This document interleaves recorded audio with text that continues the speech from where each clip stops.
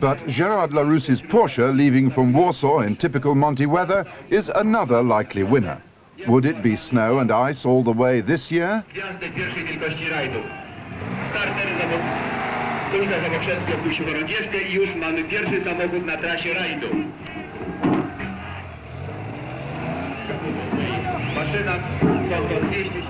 And no one underrated the chances of Sweden's Björn Voldegard, out this time for a third win.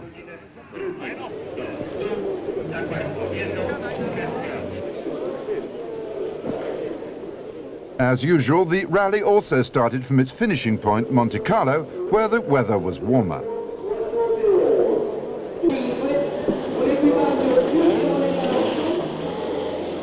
As Henri Grader's Opel disappeared into the night, followed by René Trautmann's Citroën SM, all the cars faced 3 days and nights of winter driving before reaching Monte-Carlo again at the end of the long run-in.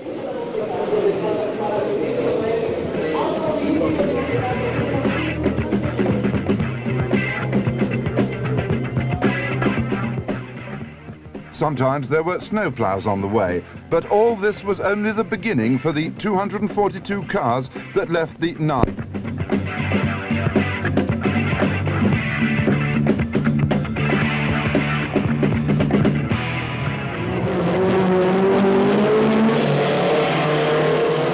But the weather on the first leg was kinder than usual. There were few retirements as the cars from all over Europe joined the common route at Gap and drove through the mountains towards Monte-Carlo.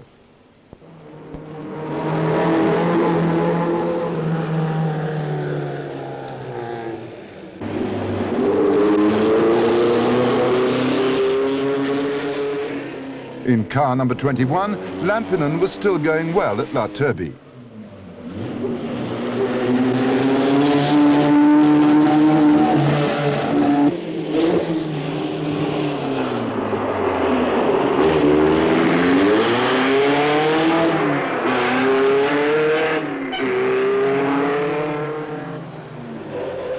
Car 91 is an Auto Bianchi of the German Kleber team, but the locals still have the edge on roads like these.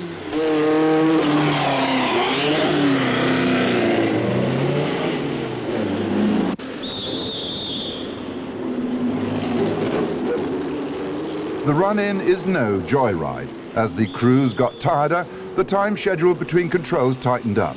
Only 82 cars made it to Monte-Carlo unpenalized for a well-earned rest on Monday night.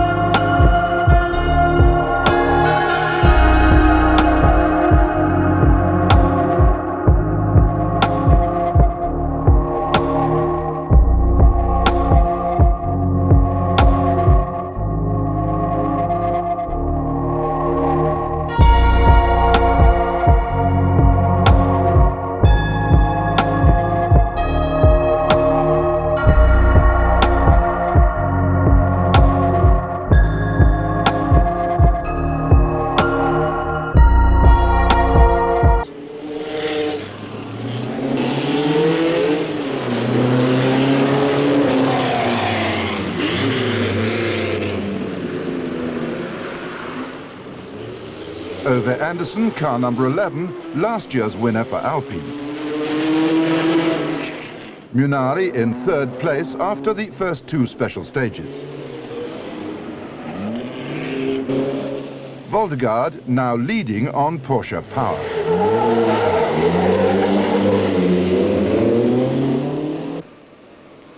Bernard Darniche, another possible winner for Alpine.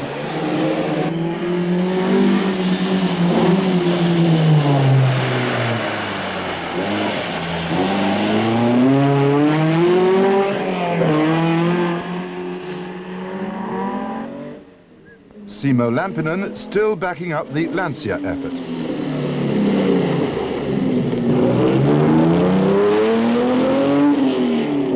Jean-Pierre Nicolas in yet another of the 1.6-litre Alpines.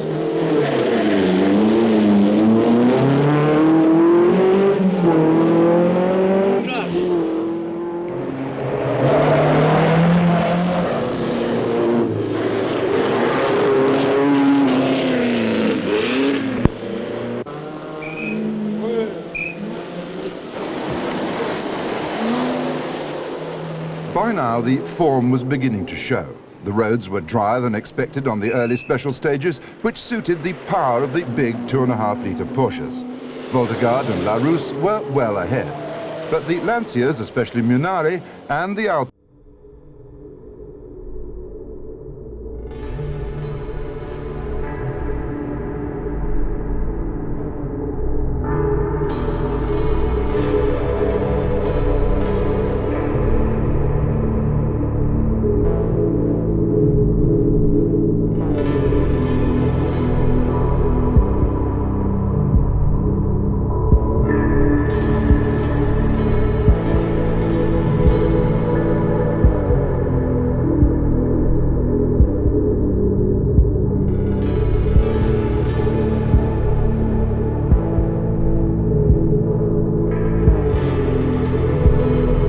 a blizzard blew the time schedule to shreds. Scores.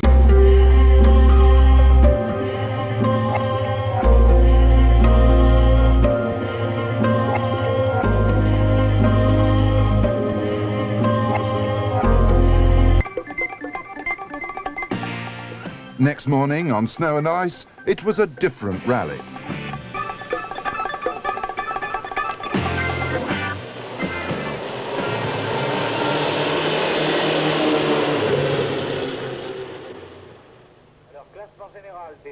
Darniche's Alpine was now the only car clean on the road.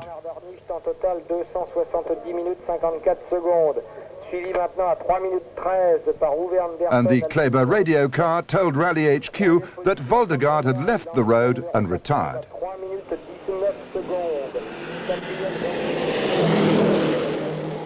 Marie-Claude Beaumont was losing the ladies' prize to Pat Moss. But it was business as usual at the Kleber service point, changing wheels on Kuhlevine's Auto Bianchi number 91 and Seltzer's Ford Escort number 89 of the official Kleber team from Germany. Now the fastest growing tyre company in Europe, with 1 in 5 French motorists using their tyres and exports to over 100 countries.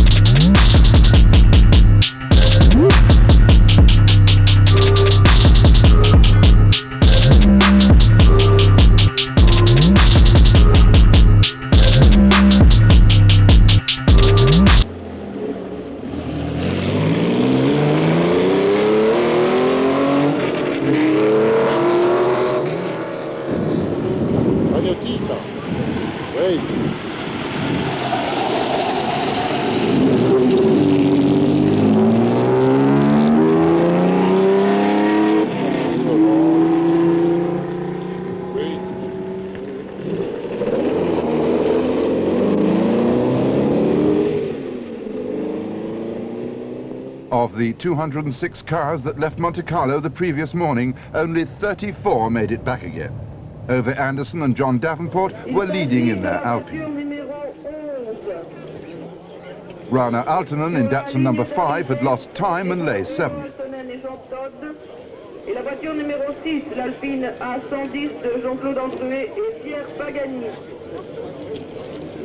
Larousse in Porsche number 4 was 5th, but Munari lay 3rd, only 1 place behind Darniche, still penalty-free. At this stage it was Alpine's 1st, 2nd and 4th. La voiture numéro 11 a quelques difficultés à se remettre en route.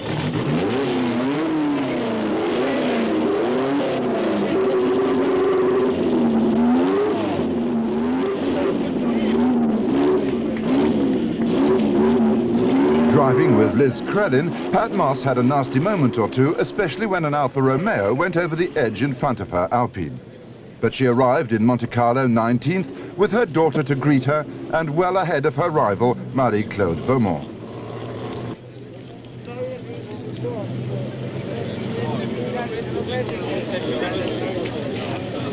Veuillez dégager la piste, s'il vous plaît, dégagez la piste, merci.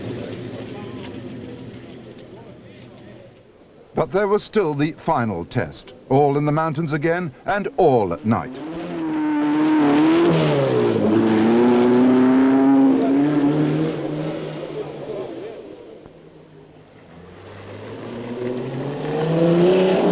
The Col du Chirini, 6,000 feet high, was the place for crowds and fireworks.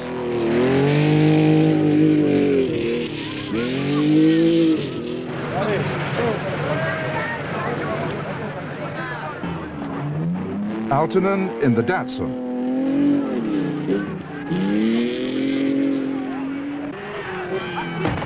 Andruet Alpine.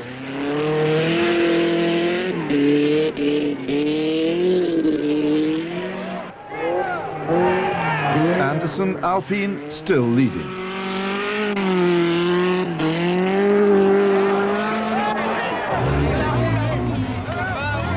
A tyre change for Anderson at the service point gives the winner of last year's Monte time for perhaps a slightly worried word with his mechanics.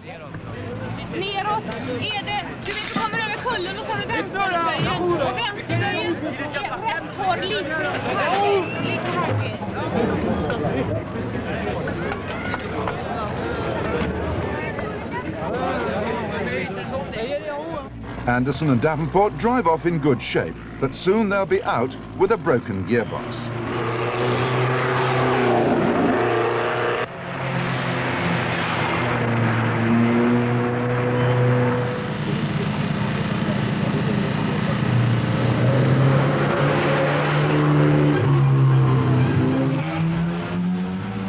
Some have time to eat, but not the drivers.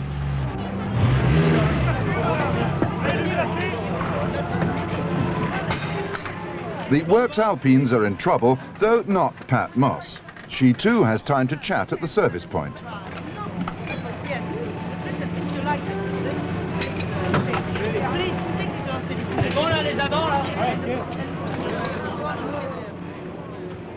Tony Fall as well has something to say.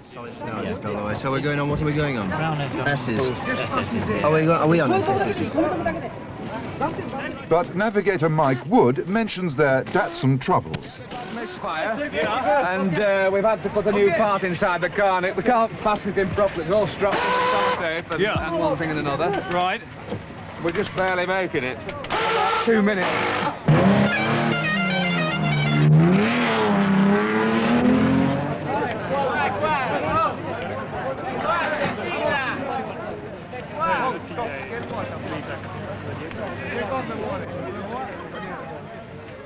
Munari, soon to take over the lead, isn't talking. So we asked the man from Lancia why his cars were doing so well. Monte against such powerful cars like the Porsche. Well, we have always been quite quick. Yeah? Last year we won 6 special stages out of 15.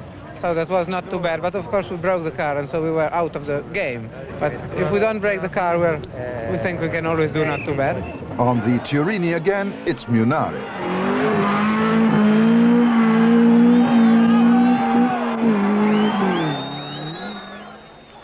Ragnotti in an Opel Ascona. Darniche again, but now well out of second place.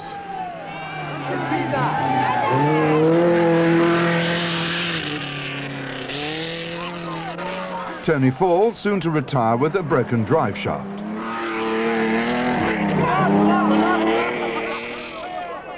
But Henri on Kleber tyres would finish well.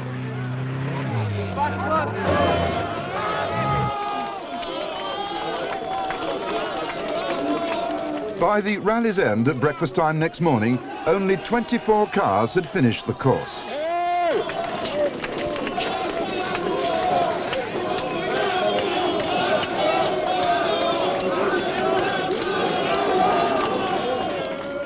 Larousse had done well to finish second in the Porsche.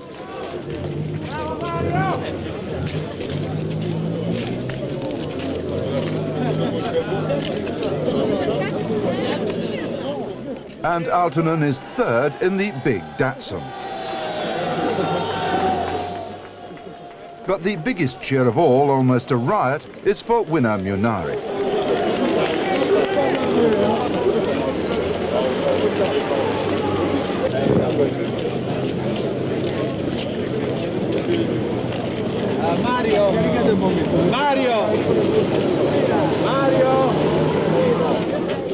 And naturally, it's champagne for Pat Moss and Liz Crellin. After all, they started from Reims.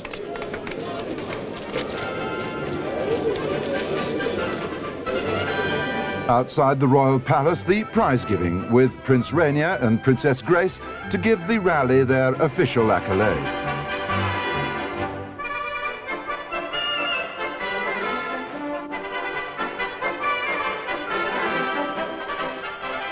For Lancia, this is their greatest moment, with Munari first, Lampinen fourth, and Barbesio sixth. And for Munari and navigator Mario Manucci, the peak of their long rally career.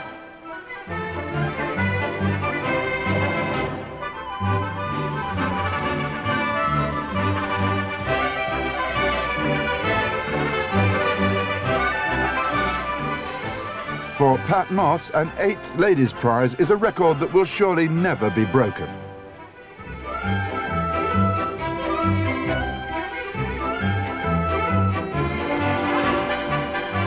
Both Alpine, who made the car, and Kleber, who made the tyres, can be justly proud of her success in the Monte of '72.